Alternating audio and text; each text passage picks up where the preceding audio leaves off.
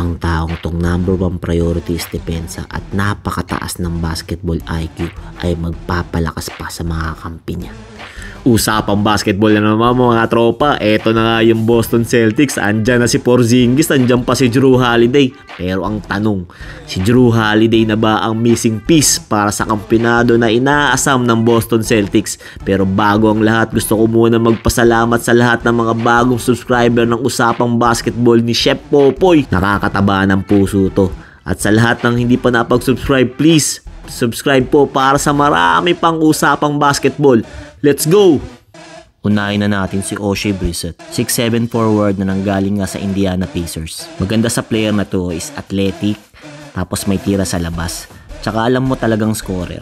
Maraming magandang nilaro to sa Indiana Pacers ng mga times na hindi naglalaro yung mga scorer talaga nila. Tsaka alam mo kayang-kaya niya talagang umiscore. Ang ganda nito, mapapalalim palalo nito yung bench ng Boston Celtics kasi nga may scorer sila na manggagaling sa second five. Wenyen Gabriel, a 6'9" forward na nanggaling nga ng Los Angeles Lakers. Ang maganda sa forward na to is may tira siya sa labas. Kayang-kaya niyang tumres at kayang-kaya niya rin may spot-up shooting na mapapakinabangan ng Boston Celtics, especially sa bench role nito. Maganda pa rito is athletic to na player. DJ Steward, a 6'2" guard na undrafted. Tingin ko kaya kinuha to ng Boston Celtics, probably dahil sa pagiging shooter nito sa labas. At hindi lang yun, mahusay rin tong scorer. Wala pa tong direct impact, pero sigurado nakita ng Boston na marunong tong maglaro kaya nila kinuha. Nakita nyo naman, kayang-kaya niya umagaw at kaya-kaya niya makipagsabayan sa area. Lamar Stevens, a 6'6" forward na nanggaling nga ng Cavaliers. Ang maganda sa player na to is ma-hustle siya na mapapakinabangan ng Boston para lalo pa lumakas yung depensa nila. Kaya din neto ibaba yung bola sa floor para makapag-create at makascore para sa kanyang sarili. Maayos din to dumipensa na gustong-gusto ng Boston Celtics. At higit sa lahat, may tira sa labas na kailangan ng Boston ngayon. Svetoslav Mikhailuk, a 6'7" guard forward na nanggaling nga ng Charlotte Hornets.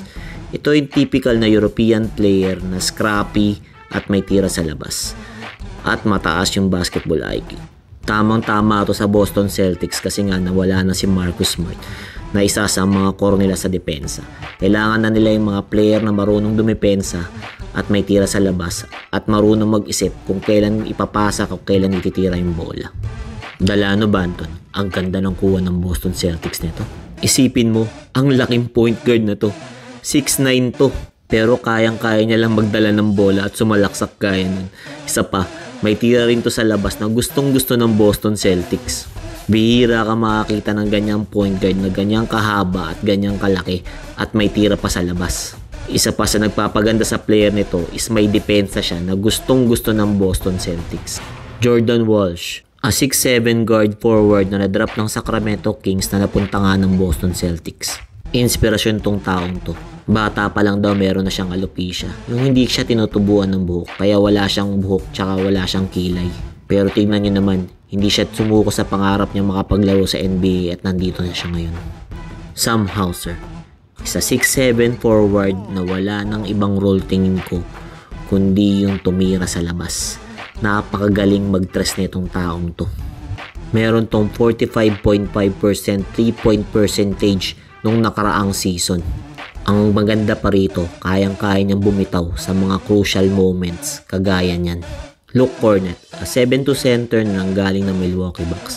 Wala pa masyadong napapakita to kasi nga konti pa lang yung role niya kasi paminsan-minsan lang to nakakalaro at ilang minuto pa lang yung nabibigay sa kanya. Pero typical center to na sumasalo sa ilalim para mapasahan at nakakadang kagaya niyan. Ang tingin ko maganda sa kanya is kaya niyang pumasa bilang center. Tingnan nyo, nakaposte siya dyan, matas ng konti, boom, nakapasa siya ng maayos. Mapapakinabangan ng Boston yung skill set nito pag kailangan na nila ng pamalit sa bench. Peyton Pritchard, a 6'1" point guard na alam mong napaka-energetic. Maraming nilalaro to na nagugulat ka kung saan nanggagaling yung energy nito. Bigla-bigla na lang itong sumasabog at bigla-bigla na lang tumetres tulad ng ganyan. Marami itong magandang nilaro last season na nagpapagulat sa mga fans ng Boston Celtics. Kayang-kaya talaga nito umiscore at kayang-kaya nito pumasa. Ito nga preseason ng NBA game, ang ganda na lang nilalaro nito eh. Sobrang mapapakinabangan ng Boston Celtics yung napakataas na enerhiya nito sa paglalaro ng basketball. Scoring man, passing man, or depensa man. Eto na, si Derrick White. Paborito ko tong player na to. Grabe, revelation talaga yung nilaro nito last season sa Boston Celtics. Ang dami niyang mga crucial baskets tulad niyan na nagpanalo sa Boston sa mga importanteng larong kailangan nila. Nakikita ko yung laro nito is yung parang si Livingston ng Golden State Warriors dati pero upgraded version na athletic na kayang-kayang dumipensa tulad niyan. Tingnan mo, ang laki ng sinupalpal niya, no? Mataas din yung basketball IQ nito na alam mo kung kailan niya kailangan score at napaka-athletic din nito at may tira rin sa labas. Marunong din pumasa to. Kaya napaka-kumpleto netong player na to. Tignan niyo yan, no? Sinupalpal ang lalaki. Wala talagang katakot-takot to. Kung sino-sino na lang sinusupalpal niya, oh, para sa pagiging gwardya lang. Al Horford. Ito ay pundasyon na ng Boston Celtics. Ang tagal na sa NBA nito. 16 years na to. Naalala nyo, kasama pa to sa Atlanta Hawks dati. Yung pinakamalakas na lima nila nung nakaraang panahon. Ang maganda rito, isa 6'9" center to na kayang-kayang tumira sa labas. Di lang yun. Minsan, marami tong pinapakawalang napaka-importanting basket na kailangan ng Boston.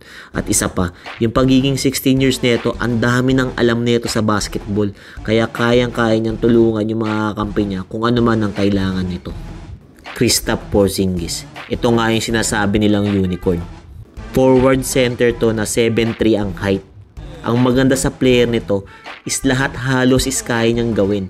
Kaya niyang pumoste, kaya niyang tumira sa labas, kaya niyang umiscore, kaya niyang dumunk. Marunong din siyang pumasa. Mataas ang basketball IQ nito kaya alam niya kung kailan niya kailangan ipasa sa kakampi niya. Wala ka talagang masasabi sa laro nito. Ang nagiging problema talaga lang lagi nito is injury prone niya. Pero nag-i-improve na siya kasi last season nagkaroon na siya ng 65 games. Ang maganda pa nito kasi nasa maganda siyang franchise na Boston at for sure maaalagaan siya. At saka hindi na ganun kung magiging kabigat yung workload niya kasi ang dami ng scorer at magaling dumipensa dito sa Boston Celtics. Maging healthy lang talaga to, malaki matutulong nito sa Boston. Eto na, si Jrue Holiday. Siya na ba ang missing piece na pinaka-aantay ng Boston Celtics? Alam naman natin na ilang beses nang kamuntika mag-champion yung Boston na parang lagi lang may kulang sa uli. Ito si Jrue Holiday, isa 6'3" guard na alam natin ang pinaka-main purpose niya is yung dumipensa. Kasama nga to sa all-defensive first team nung nakaraang season. Para sa akin is upgraded Marcus Smart yung laro nito na magaling dumipensa pero ang maganda rito mas mataas yung basketball IQ. No offense kay Marcus Smart. Tignan nyo. Ang galing talaga dumipensa niya. Yung mga ganyang depensa yung nagbibigay ng opportunity sa mga kakampi niya para makascore tulad niyan. Tingin ko mas lalo pang lalabas yung laro ni Tatum at Brown nung dumating si Holiday. Kasi nga sa bataas na basketball IQ nito sa opensa at depensa na makakatulong sa championship nila. Jaylen Brown. Ito yung 1-2 combo punch nga ng Boston Celtics kung tinatawag nila. Ito yung 6'6" forward na napaka-athletic. Kayang-kaya niyang lumipad, kayang umiscore kahit saan niya gusto. At higit sa lahat, wala tong katakot-takot. Ang dami ng pinapanis ng taong to. Tignan niyo yan. Ang bilis niyang tumakbo kasi nga napaka-athletic niya at kayang-kaya niyang gumalaw at mag-change position sa ere. May depensa rin to at higit sa lahat, high flyer to. Ang dami ng pinapanis nitong tao na to. Tignan niyo yan, no? Kawawa naman si Mitchell, dinakdakan harap-harapan.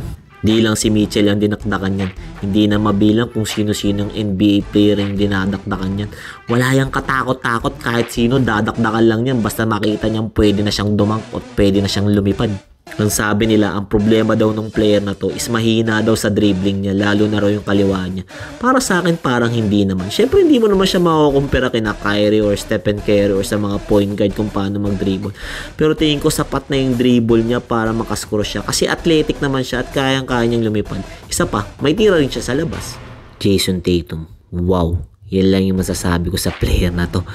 Itong player na to is kinokopya nga yung laro ni Kobe Bryant kasi nga idol niya yun, bata pa siya. Pero nakikita ko halos lahat ng galaw niya, kuwang-kuwa niya talaga kay Kobe. Ang maganda pa rito, yung puso niya. Makikita mo yung passion niya sa basketball, mapadepensa, maopensa man. Alam mo yung ugali ni Kobe na hindi sumusuko, yung parang tindig pa lang sa basketball, nakakatakot na. Isa pang maganda sa player nito is yung alam mong uhaw na uhaw siya mag-improve. Parang every season na lang meron siyang bagong pinapakita. Mapagalaw man or mapadepensa man or mapapassing skills man. Lagi siyang may dinadagdag sa laro niya. Kaya lalo lang siyang gumagaling. Tingnan niyo no, yung mga depensang ganyan. Kayang-kaya niyang humabol sa depensa. Kasi nga, athletic shot, hindi lang yun. Parang every season na lang, ang dami nadadagdag sa laro niya. Kagaya niyang pagiging passer niya. Ngayon tingin ko last season, pas nagtitiwala na siya sa mga kampi niya. Kahit na siya yung pinaka main scorer nila, ang dali lang sa kanya magtiwala sa mga kampi niya at pinapasahan niya to. Pagka ganyan yung star player niyo, for sure lalong lalakas yung team nyo kasi nga nagtitiwala na kayo sa isa't isa kasi nga yung star player nyo pumapasa. Yung ganyang ugali ni Jason Tatum na nagpapakilala na siya talaga ang leader ng Boston. Ayan na nga, nakita natin kung gaano kalakas talaga itong Boston Celtics. Si Jrue Holiday para sa akin ang missing piece na hinahanap ng Boston dahil nga sa kanyang basketball IQ. Ang maganda kasi sa player na to is napakagaling niyang dumepensa pero ang talino niya maglaro ng basketball. Yung talino niya for sure lalo pang magpapalakas sa mga kampi niya kagaya ni Tatum at ni Brown na kailangan nila para masarado na nila to at mag-champion na sila ngayong season na to. Huwag kalimutan mag-subscribe and share para sa marami pang usapang basketball. Thank you!